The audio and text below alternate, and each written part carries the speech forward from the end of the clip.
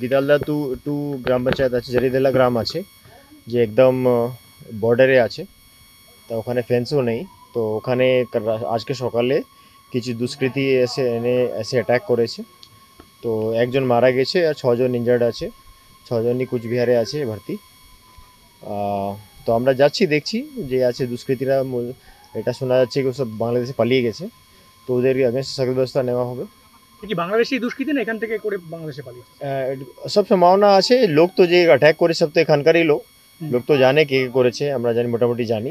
কিন্তু বাংলাদেশি দুষ্কৃতীদের কোনো ইনভলভমেন্ট আছে কিনা এর সম্ভাবনা আছে। ওখানে গিয়ে দেখা যাবে।